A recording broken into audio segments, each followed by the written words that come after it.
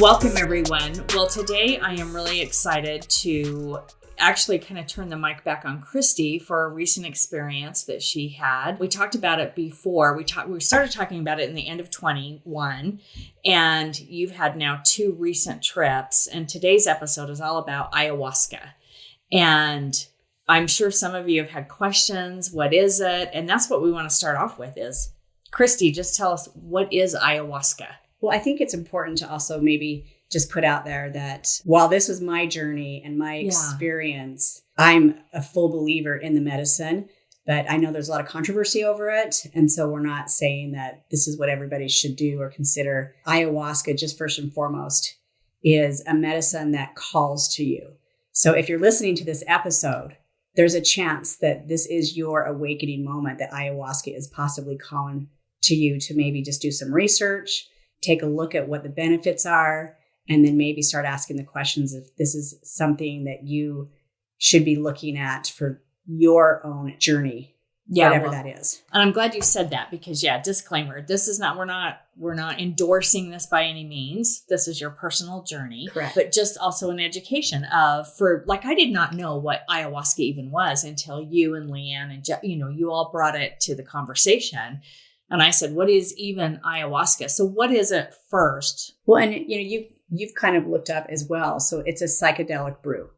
Yes. And it originates from the indigenous people in the Amazon. Typically, you'll hear that ayahuasca is used in Ecuador, Colombia, Peru, and Brazil. And it's been used as a plant medicine for hundreds and hundreds of years with ancestors that date back centuries. Yeah. And it's becoming more popular with us, the Westerners, in terms of us exploring it and it being more relevant for people that are struggling with PTSD, depression, anxiety, addiction. But the name ayahuasca originates from the Quechua language, where aya means soul or ancestors, and huasca means vine or root.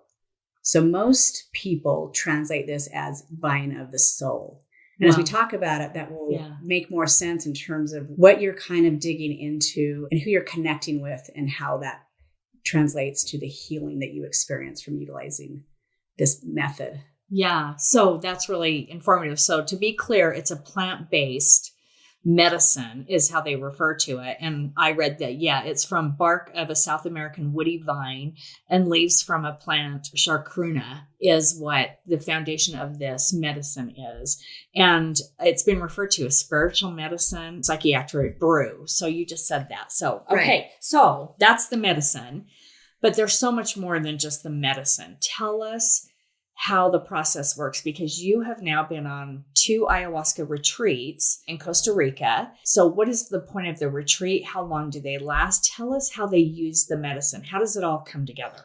So I'll kind of start with how ayahuasca kind of started calling for me and my own personal experience with it. And it was back in 2021. I don't think I'd even heard of the term ayahuasca. Like most people, that it's kind of a new hip thing to do, I would say, for lack of a better way to describe it. But what it comes down to is, we talked about the calling and the messaging that happens. And for me, believe it or not, and this is going to kind of sound a little crazy, is the introduction to it came from that episode, 9 Perfect Strangers.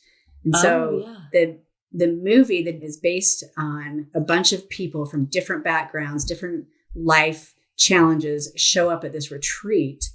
And they think they're going there for certain healing, disconnecting from the world and kind of going in and maybe doing a new start. So kind of like what I do every year, my solo trip where I just go in. And so in this case, the show is kind of a drama / comedy / it's got some aspects to it that I think are true to the medicine. And then it's got some really embellished aspects. So I wouldn't suggest that this is a great movie to watch if you want to get a total background on ayahuasca. There's some amazing documentaries out there that give a lot more information, but this was kind of a fun show that brought in a whole bunch of different pieces that for me, it was just kind of intriguing. I was like, oh, yeah, what is this?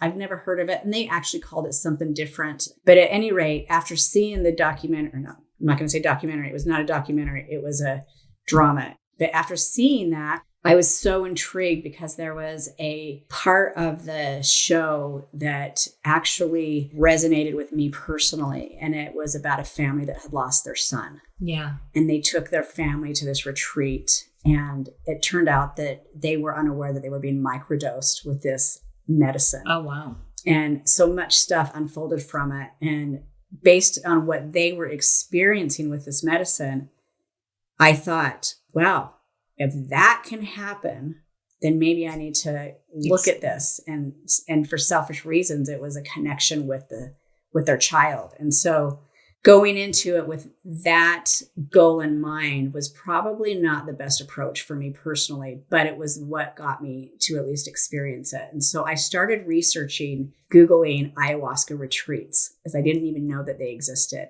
And there were a couple of places that came up in the search. And I spent probably the following couple of months just reviewing YouTube videos. People were given testimonials at the different resorts that they'd experienced. A lot of people were, sharing their journey for the entire process of their week. And so I was able to kind of go in and dissect a lot of that, and then eventually resolve to, I think this is something I want to do. I think I want to experience it.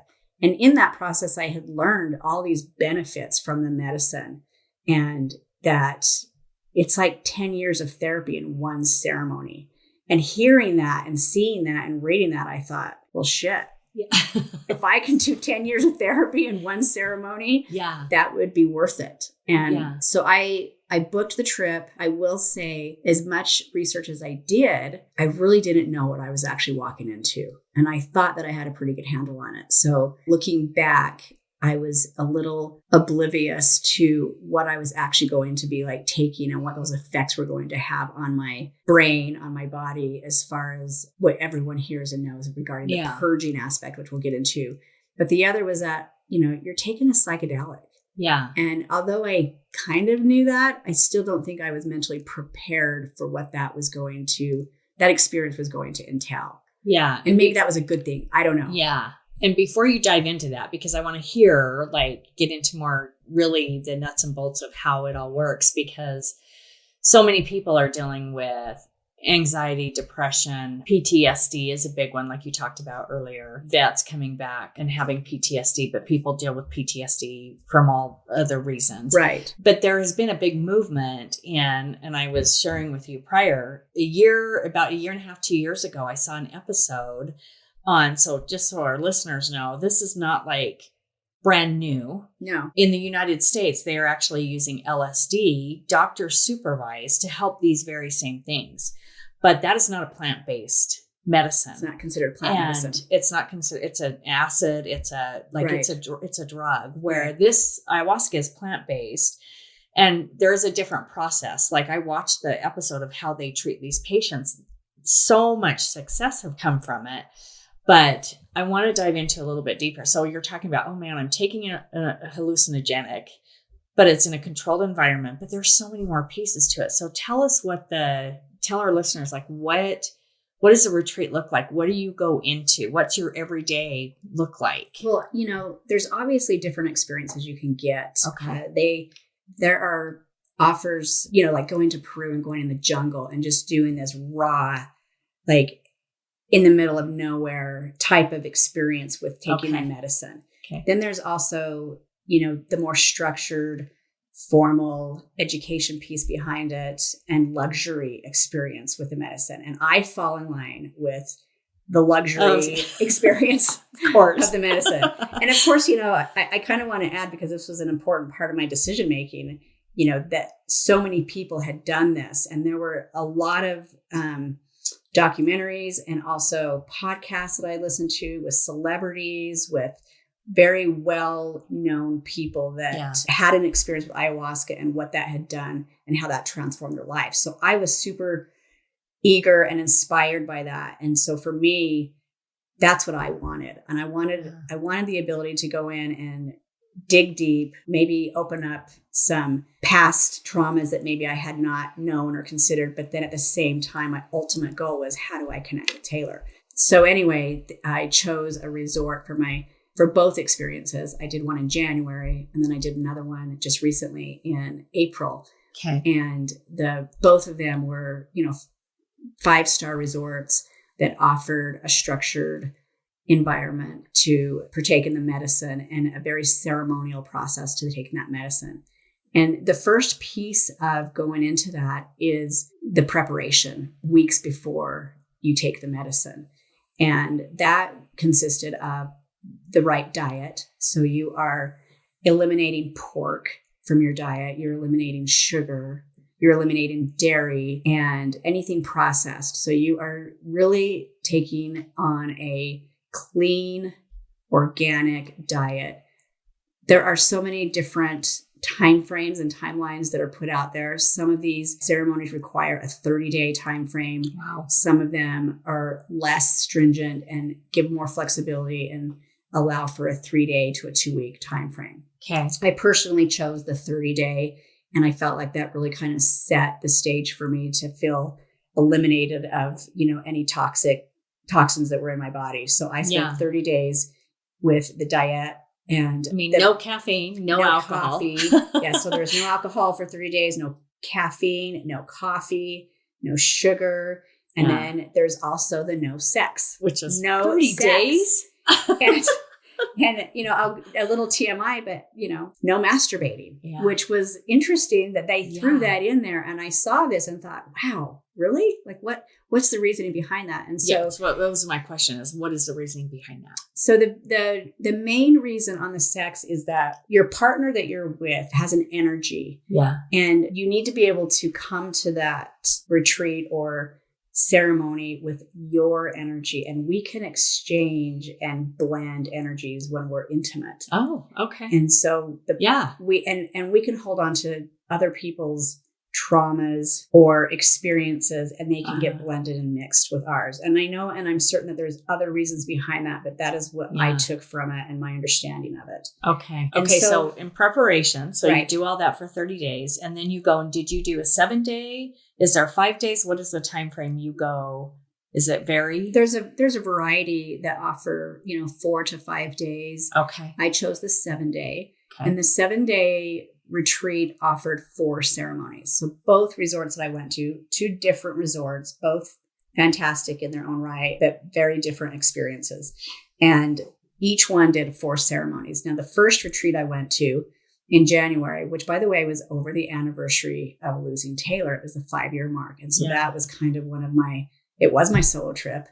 And it was also a time that I, was really focused on connecting with him. And the second one that I did in April had a whole different experience than that first one. But the first one did 4 ceremonies, 2 in a row, and then a break for a day, and then 2 in a row. I personally loved that format. Now that I've done both, this last retreat that I did was 4 in a row. Oh. Okay. And, you're doing 4 days of getting your ass handed to you. Yeah. Basically in a good way. Yes, it's hard work, but it's also so good. And you do walk away feeling lighter. You feel more intentional. You feel more connected. So there's all of these things that transpire over the course of those 4 ceremonies that ultimately get you to this state that hopefully and ultimately you've released some traumas. I have personally witnessed with people that I know and that I've met at the retreats, as well as outside of the retreats in my personal life, that have cured addiction. Yeah. With 4 ceremonies. 1 ceremony is what personally did it for them. I've witnessed people that have had traumas from childhood that they weren't even aware of that showed up for them. And that released anxiety, never feeling anxiety since they've been back from the retreat. Yeah. So it's a pretty powerful medicine and a pretty powerful experience. And Mother Ayahuasca, as we reference, she knows when you're ready. She knows what you need. And you can go into the retreat and the experience with a list of what you think you want. Yeah. But she doesn't give you what you want. She gives you what you need. Yeah. And so part of that process is really having the ability to let go. Yeah. And see what shows up for you. Okay, so paint a picture for us who have no clue what this is like. You go to the retreat, because clarify what it actually is. Where are you? Are you in a room? Do you just take something? What is the process? And because I really want to get into your experience too personally, but like for those of us that have no idea, paint a picture for us what it looks like. So I'm going to speak to just the resort experience because that's what I know. Okay. And when I say resort, you're going to, whether it's a 4 or 5 star resort, and you are, it's like a vacation. But let's be real. It's not truly a vacation. Yeah. Are there times where I'm sitting by the pool? Yes. And that's usually during the day because you're processing what happened that night. Okay. So the ceremonies are at night. So yes. Okay. So all ceremonies take place at night. And in these cases, they started anywhere between 5:30 and 7. Okay. So you spend all of your day kind of preparing. And part of that is you get a clean breakfast and you get a clean lunch. And then you do not eat after 2 p.m. That day. Okay. And you can drink water and liquids up until your ceremony starts. Okay. And then you meet in what they call the maloka. And the maloka is the space where they do the ceremony. And you will have a team of shamans that provide the medicine. Okay. In some cases, they do all of the singing.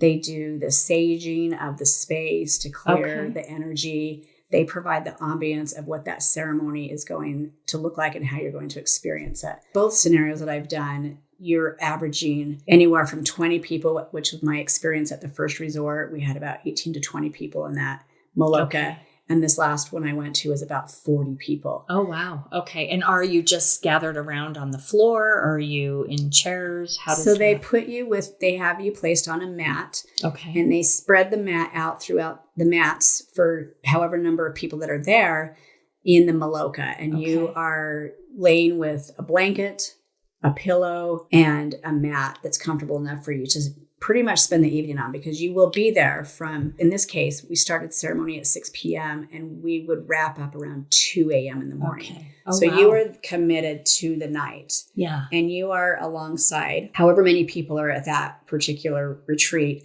And a lot of it's done in silence. You show up to the maloka, you sit typically in a meditative position, or you're lying down.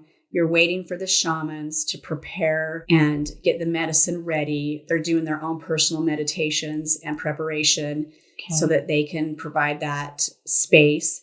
And then they will call you to come up and take your first drink. And so it's a drink. It's a drink you're taking. Okay. So you go up with your cup and they pour the medicine. They do a prayer over the medicine. Oh, wow. And then you set your intention. So the whole plan behind why you're there is, you have an intention that you would like to go into the medicine with. And while Mother Ayahuasca is going to give you what she needs, you still want to have some form of a plan, that you're not just going in without some type of intention. And so they'll advise you to go in with an intention that will maybe help you to reconnect with whatever it is you need to connect with. And so you set the intention with the medicine and then you drink it. And you go back to your mat and you can either sit in another meditative position, you can lie down, whatever feels comfortable, and you wait until everyone has taken the medicine. Oh, okay. And then you kind of just wait. And the medicine can take anywhere from 30 minutes to an hour to, in my case, the medicine initially usually takes about 2 hours to kick in. Really? Which is very hard because you're just waiting and waiting, and you are questioning whether or not it's working, if you're immune. At least that's what I typically end up going through, because as I'm sitting there, I'm already able to tell that the medicine is kicking in for most of the people around me. Oh, wow. So I don't know what that is, if it's the way I metabolize it, what that looks like. But for some reason, it takes a little bit longer for the medicine to kick in. Once it's been a couple of hours, the shamans will open it up for you to take a second drink. And so you have the option of going up. If the medicine did not work, then you want to definitely take another drink. And if the medicine is working, the suggestion is, if you can hear them call and you can walk, drink, don't think. You should be taking another drink of medicine. Okay. And that really helps us to get into that subconscious level where we are going in and sinking into that space where the healing can begin. And when you get to that space, there's usually 4 areas that happens with the medicine. And when I say 4 areas, there's 4 different responses that can take place. The first being a physical experience. Okay. And so that's going to be the purging. Oh, yes. Everyone's talked about the purging. Yes. Everyone's afraid. Oh my gosh, I don't want to throw up in front of 20 people. Yeah. One, I just don't even want to throw up. Yeah. Or the other side of it. It's coming out the other end. Yeah. And all of it is part of the process. It's all really good stuff. And honestly, that was something I was so afraid of, was the purging. I didn't know how I was going to feel about throwing up in front of 20 other people, let alone 40. Yeah. And that kind of scared me more than any of it. I was so hyper focused on the purging that I didn't even have a chance to think about what the rest of the night was going to look like. Yeah. But you've got everybody around you going through the same thing, right? And you're puking in a bucket. Oh, you are puking in a bucket. And it's as awful as it sounds. Yeah. And it's also not that bad. And coming from me, you know me, you know my personality, you know what a Jaja I am. Yeah. And so for me to say, I'm going to go and I'm going to puke for however many hours in front of whatever people. And that kind of just tells you, it's not easy. It's not easy work. It's tough work and it's rewarding work, but it is freaking hard shit. Yeah. You said both times it was the hardest thing you've ever done. It's the hardest thing I've ever done next to losing Taylor. Yes. And I did it twice. Yeah. I went back to a second retreat. Yeah. And that kind of makes me think about the question people say, well, if it's so powerful and it's so good and it's 10 years in one ceremony, why are you going back? And all I can really say to that is, I feel like there's always more work to be done. In your first experience, you may not get completely what you need out of it, and you might need to go a little deeper. Some people can do it once and they're done and they never have to go back again. Wow. And then there's other people that are continually learning and growing and doing more work. And it does change you. And whoever and whatever that looks like for you coming out of it, you might need another change. Yeah. You've learned so much that there might just be more work that needs to be done. And so you do have the stories of people that have done 30, 40 ceremonies. Because all the research I've done, not being there and not have done it, but there's so many positive benefits that I am seeing and hearing from people that swear by it. It changed their life. And it's a lot of people who have suffered from ADHD. We talked about all those different things, but we want to hear your story. I've heard some of it, but I want to hear what were you hoping to get out of it? But what did you, because you said earlier, I was hoping to get one thing and Mother Ayahuasca, is that how you referred to it? Yes. Gave you what you needed, not necessarily what you were hoping for.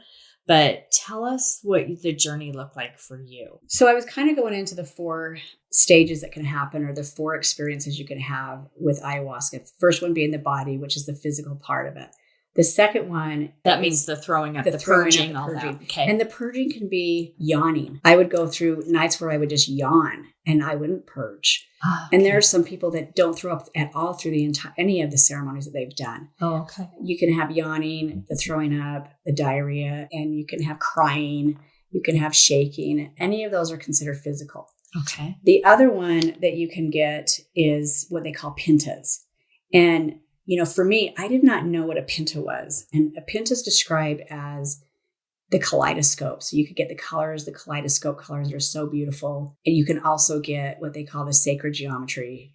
And it kind of looks like this grid of another dimension that can take place. Okay. I experienced that in my first week and I did not know what it was. And no one had told me that was a thing. And I kind of freaked out. I kind of panicked. Wow. The third one is what they call a consult. A consult is when you go so deep that you're in that subconscious state of mind. It's considered even maybe connecting with your higher self. You're possibly like in another dimension and you get a visit. And so people have shared stories from having conversations with Mother Ayahuasca, wow, to talking with God, to speaking with their loved ones that have passed over, identifying and speaking to their spirit guides. That's considered a consult. So you're having a conversation with whoever that is, and you truly are visualizing it, and it's happening. Wow. In that state.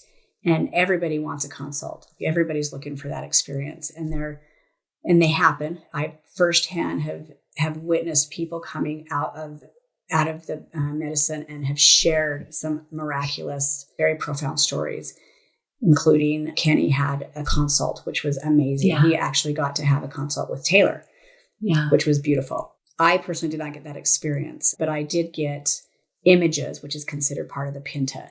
So the images of past memories that show up like photos, and they just cycle through all these memories that are stored away. Wow. And most of those memories that are coming up are things that I hadn't thought about in years and years and years, that somehow, some way affected and built the person that I am today and how I cope and deal with certain things. So I kind of got off track, but I'll go back to the last one, is what they call a nada. So some people can take the medicine and just have nothing. They fall asleep. They are in a deep sleep through the entire ceremony, and they don't wake up until it's over. Everybody prays for a nada. That is like the ultimate goal, is to be asleep, and while the medicine is doing the work. And the medicine is working while you're sleeping. It's really creating new neural pathways. Oh, wow. And rewiring areas that have held you back, and allow you to come out feeling probably lighter, more energized, and more clarity is what I would probably say. I got a nada on my last retreat. Gosh. Okay. And at first I was like, what happened? Like nothing happened. And the next day when I woke up and I was starting my morning, I could not believe the clarity that I had, the release of heaviness that I had been carrying, and just a new lightness. And so I was able to really reflect on that and go, oh, wow, something was happening while I was sleeping. Yeah. And I was able to feel the benefits of it later. So those are the 4 main things that happen when you're under the medicine. Okay. So you touched on the pictures. Right. So you had that experience. So you said it's like a lot of different pictures. So if you don't mind me, I mean, was your intent ever what you got? No. Okay. So I don't recommend that you go into doing an ayahuasca retreat for the intention of connecting with your loved one. I think that is a beautiful gift if it happens.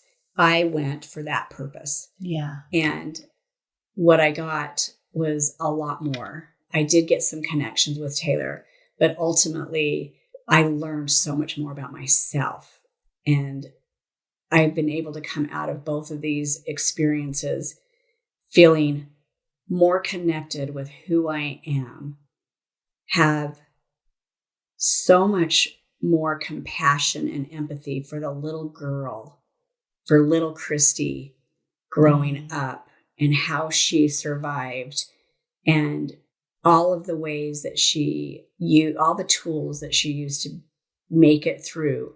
That was probably, well, I know that was, I never anticipated that. And yet, because of all of that, I feel like I am so much more mindful of myself. I have so much more awareness for myself, and I feel more connected to my inner child than I ever have, which brings more peace. Yeah. It's brought me more hope. It's released a lot of anxiety. Yeah. And ultimately has just kind of reframed so much for me personally. Wow. I mean, I think that is incredible. So basically your images, not to get anything specific, but your images brought back stuff you'd probably buried or forgot about. That's what you're saying. Right. Yeah. And so I think that's the most beautiful thing is, I mean, I can't even imagine how many images, because you said it sounded like there were a lot of images. I'll give an example of one of them. There were so many that were, put in front of me, and I was literally laying there going, oh my gosh, I haven't thought about that. What was that? And the goal is to see the image, find the feeling and emotion that is happening when that image surfaces. Because if you can tap into that emotion, then that is where the magic happens. You're tapping into the emotion, you're working through it, you're processing it, and then you are literally shutting a door on it for it to never show up for you again. And that's where the release is for you to move forward. That's where they talk about the 10 years of therapy in one ceremony. Yeah. And I had an image show up from a time when I was 17, and it was so traumatic at the time. And I never gave it the validation that it deserved in terms of how it formed me as a person and how it formed me in terms of showing up in a relationship. And this image came up, and I thought, wow, that's part of my past. That's part of my makeup.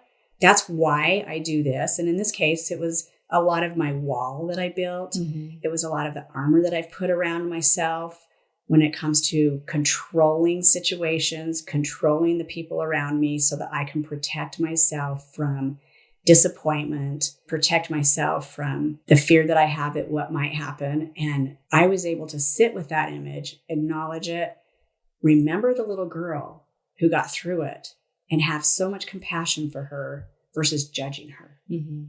Wow. And then shut the door on it and move forward. Wow. Well, I think that right there is because I think a lot of times we bury stuff or we have not acknowledged and so I think that's a beautiful thing that how much compassion you have for that little girl, which was you, because you just put up that, you just keep going forward. So even though I wouldn't say you are a person who deals with anxiety, a lot of the things we talked about, why people go at different levels, right? And yes. And, I feel like I need to touch on this really important piece, which is reconnecting with your soul. So this is going to be really deep. This is going to resonate with some people. It may not resonate with others. Yeah. But I think it's worthy of talking about. Yeah. And they say that all of us at some point from the time we are born to 6 years old have some form of trauma that fragments our soul from our wholeness. And it could be as little as your mom yelling at you. It could be as extreme as being molested as a child, losing a parent, losing a sibling. The level of trauma is not what we're talking about. It's just the trauma of itself that could have triggered this. And what happens is our soul kind of separates and creates this lack of wholeness. And that is what transpires over the course of our maturity, where we are disconnected from our true self. And that causes addiction, depression, anxiety, all of those things that we end up living with. It shows up for us. And there's more, it's addiction, anxiety, depression, bipolar personality, mental illness, all of that comes from that point in time in your life. And the goal with this medicine that most of these, I want to say, retreats or just the ceremony of itself is, how do we reconnect back with our soul? How do we reconnect back with our true self and get that wholeness again so we can live authentically, intentionally going forward? Oh my gosh. Well, that's it right there. Versus medicating ourselves on a daily basis, trying to just cover up the pain or whatever we're dealing with, right? And so part of that is that awareness. So for me, these little things that have happened are slowly connecting back with myself. And that's the miracle. And that's the 10 years of therapy, because you can do it with therapy. You can do it with breath work. You can do it with meditation. But it takes years to get to that trained ability to go deep into your subconscious and let go completely so that it can show up for you. And ayahuasca fast tracks that process. Wow. So that's a big aha moment. Like that's a big, I can only imagine you coming out of that night and seeing all that and connecting with your younger self, or just giving the compassion with your younger self. God, I can't even imagine what that looks like. What else do you want to share that was eye-opening for you, or something that you learned? Well, and the experience and the belief and the education that you get if you get the right programming, is that the medicine doesn't stop at the ceremony. The medicine continues to work. And so the integration after, people say, okay, now you've done the ceremony, you were there. Yeah. What happens when you come back home and you get back into your normal routine in your life? And so their focus is to really make sure that you have the ability to integrate back in. Yeah. And that process, if they've done a good job, provide you with those tools and how you can slowly integrate going forward. And while that integration is happening, there are more aha moments that are taking place, more reflection that is happening on the backside that you're not even realizing, that starts to kind of show up for you with different situations throughout the days afterward. Wow. And for me, I've continued to have those because I'm so much more open. Wow. My vibrational level is elevated, and I have so much more awareness. And the self-awareness is what really, I think, helps us make those changes. Yeah. Oh my gosh. Well, you had a beautiful experience. I mean, it was a beautiful experience for you, even though I know you said it was one of the hardest things you've ever done next to losing Taylor. But, you know, we talked about the new you in 22, and we did an episode not too long ago about how we had these intentions for the year. But you really have still, I mean, that's a journey and a commitment to a new you and to really dig deeper. I think it's inspiring.